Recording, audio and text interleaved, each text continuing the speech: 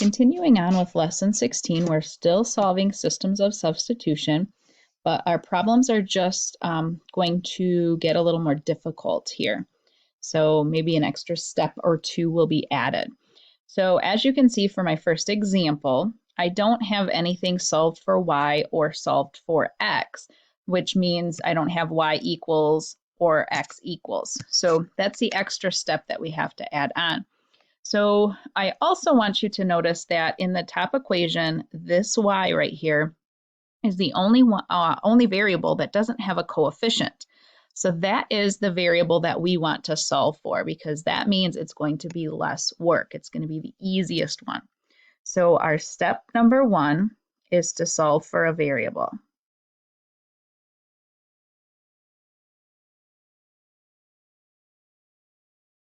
So I'm going to copy this equation down. And then I'm going to solve for y, which means that 5x has to go away. It's a positive 5x, so I'm going to subtract 5x from both sides. So I get y equals 9 minus 5x. Then step 2 is I'm going to substitute that into the other equation. So y is equal to 9 minus 5x. I'm going to replace that y right there with it. So I'm going to have 10x minus 7, and then I'm going to replace that y with 9 minus 5x equals negative 18. Then I'm going to simplify.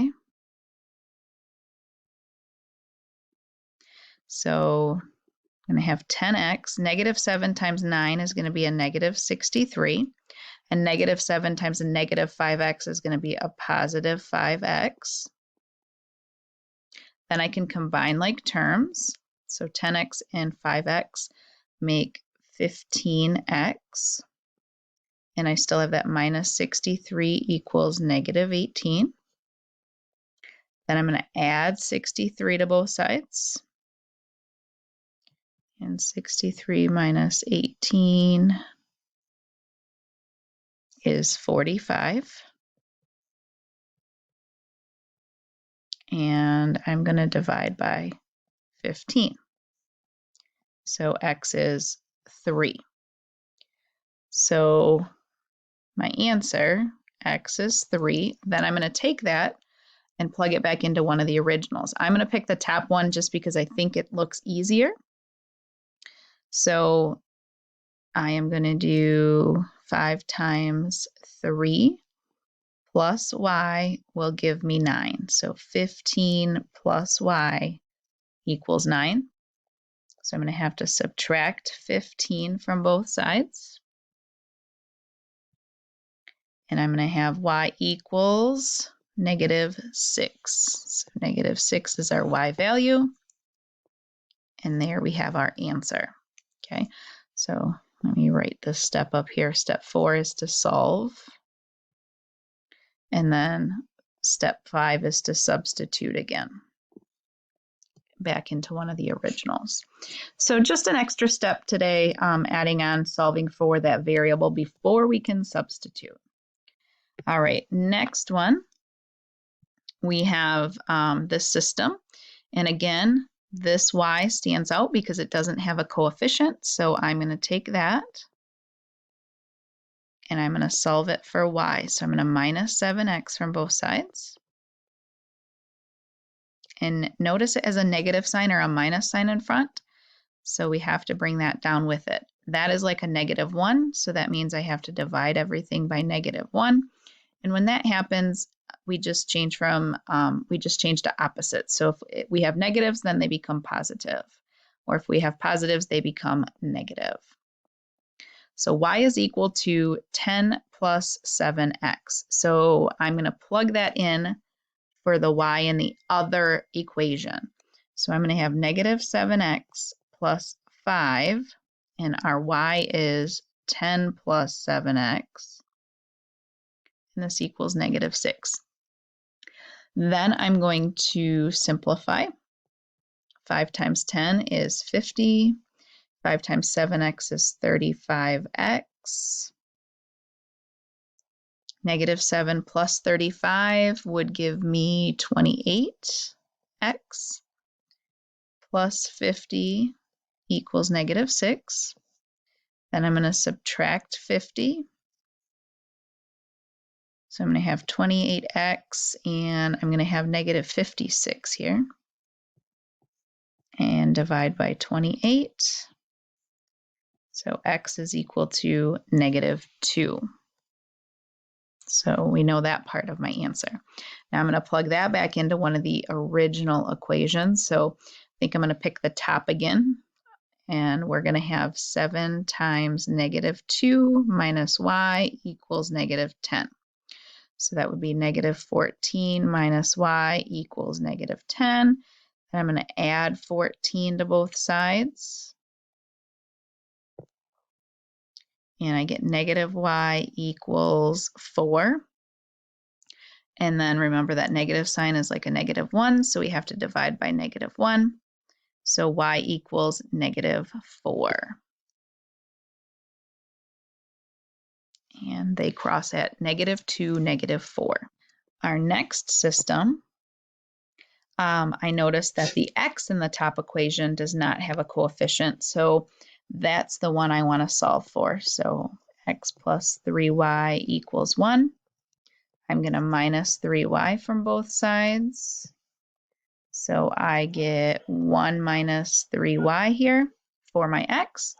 So I'm going to replace my x in my other equation with 1 minus 3y. So I'm going to have negative 3 times 1 minus 3y. Minus 3y equals negative 15. Then I'm going to distribute this negative 3. So negative 3 times 1 is negative 3. Negative 3 times negative 3y is going to be a positive 9y. And then I have minus 3y equals negative 15. Then I'm going to combine like terms. I have 9y and negative 3y.